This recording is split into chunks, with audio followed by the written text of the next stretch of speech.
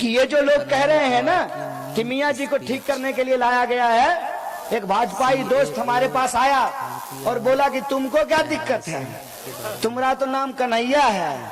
हम बोले इसीलिए दिक्कत है, इसलिए दिक्कत है कि इस देश में एक समुदाय को आप डरा रहे हैं, बहुत दिन से डरा रहे हैं। वो लोग डर से कागज भी बनवा रहे हैं, लेकिन तुम लोग जो बहुत सीना चौड़ा करके घूम रहे हो ना, तो तुमको सबसे ज्यादा परेशानी होने वाली है। परेशानी इसलिए होने वाली है कि तुम ये नहीं समझ रहे हो कि पूरे देश में अगर एनपीआर होगा, पूरे देश में अगर एनआरसी होगी और कागज की छोटी छोटी गलतियों के चलते जब तुम्हारा नाम बाहर कर दिया जाएगा, तो तुमको जो ये लगता है कि हम सीए के तहत नागरिकता ले लेंगे, तो अपने दिमाग में जो गोबर भसा भरा हुआ है, भूसा भरा हुआ है, उस दिमाग में ये घुसा लो कि सीए के तहत नागरिकता लेने के लिए पहले तुमको ये स्वीकार करना पड़ेगा कि तुम देश में शरणार्थी हो। और देखते देखते जो तुम इस देश के नागरिक हो, तुमको शरणार्थी बना दिया जाएगा।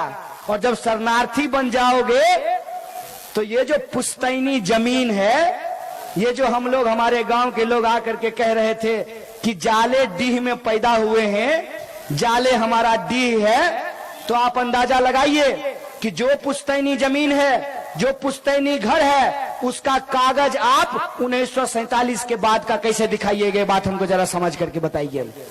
ये सोच करके आप हमको बताइए कि इस देश के जो गरीब लोग हैं, जो कम पढ़े लिखे लोग हैं, जो भूमिहीन लोग हैं, उनको जो पर्चा मिला है, उनको जो बासगीत का जमीन मिला है, वो पर्चा उनको बाद में मिला है।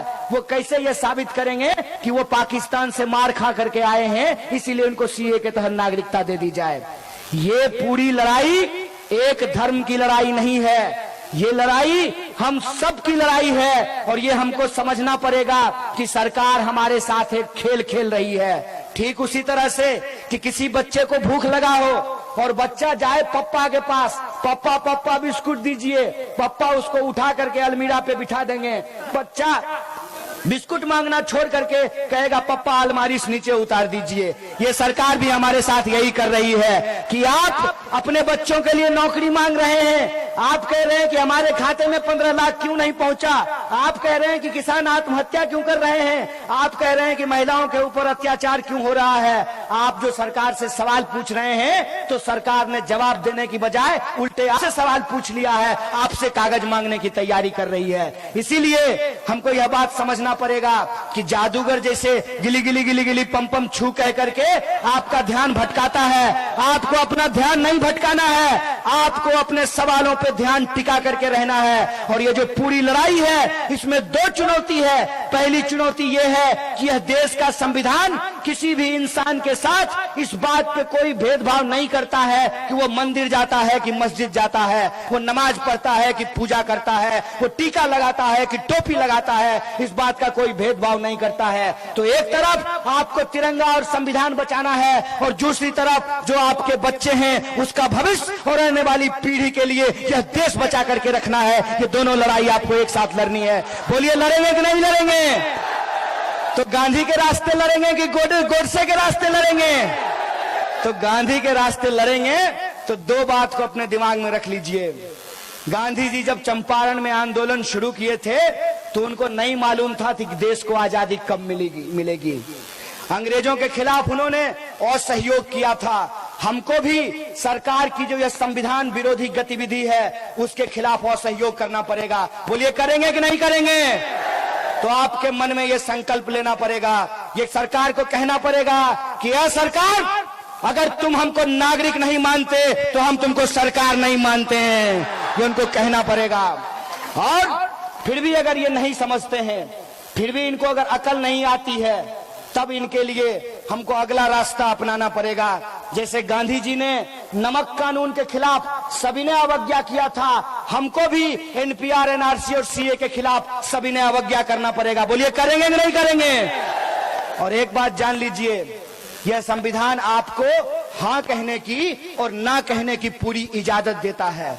कोई अगर आपके घर में आकर के एनपीआर करने के लिए आए, और कहे कि नहीं नहीं हम तो जनगणना करने के लिए आए हैं, तो उसको कहिएगा सुनो, ये ठीक बात है कि हमारे पास तुम्हारे इतना काबिल दिमाग नहीं है। ये ठीक बात है कि हम गरीब हैं, लेकिन तुम्हारी तरह अपना ईमान नहीं बेच दिए हैं। जनगणना 2021 में होगा, जनगणना 2020 में नहीं होगी। 2020 में जो होगा वो एनपीआर होगा, और एनपीआर के बारे में आप जान लीजिए, एनपीआर ही वो मुर्गी है जिससे एनआरसी का अंडा निकलने वाला है, या यूं समझ लीजिए एनपीआर ही वो अंडा है जिससे एनआरसी का चूजा निकलने वाला है। हम लोग इस बहस में नहीं जाएंगे कि पहले मुर्गी आया कि अंडा, पहले एनआरसी होगा कि एनपीआर, हम इस बहस में नहीं जाएंगे। हम अपने दिमाग में ये क्लियर रखेंगे, चाहे मुर्गी हो या अंडा, आमलेट बनाना हो या चिकन, प्याज तो खरीदना पड़ेगा ना। प्याज 200 रुपये किलो बिक रहा है, इसीलिए जो कोई आपके घर में एनपीआर करने के लिए आए तो आप अपने घर के बाहर लिख करके रखिए, ओ एनपीआर कल आना, साथ में 15 लाख रुपया लेकर के आना, वरना मत आना।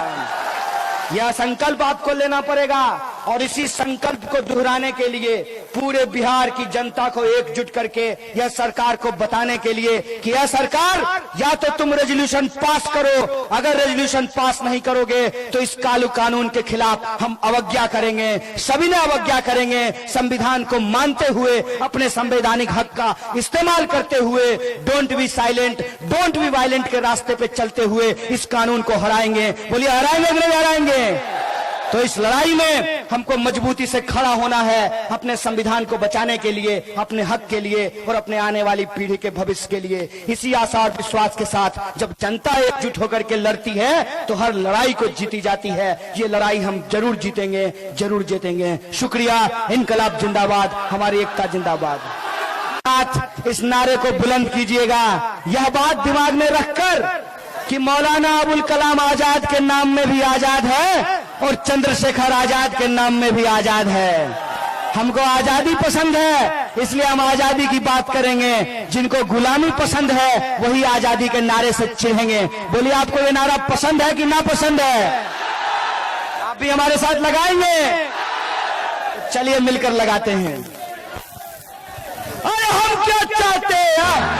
है हक हमारी है जान से प्यारी है प्यारी प्यारी है हक तुम्हारी है हक हमारी है। महिलाएं मांगे तो पुरुष भी बोला, अरे डरते किससे? अरे सुन ले मोदी, अरे साहब सुन ले, अरे सुन ले ढोंगी, हम नहीं डरेंगे, हम नहीं डरेंगे। तुम कुछ भी कर लो, तुम गोली चलाओ, तुम डंडे मारो, तुम जेल में डालो, तुम जेल में डालो, हम नहीं रुकेंगे, हम नहीं झुकेंगे।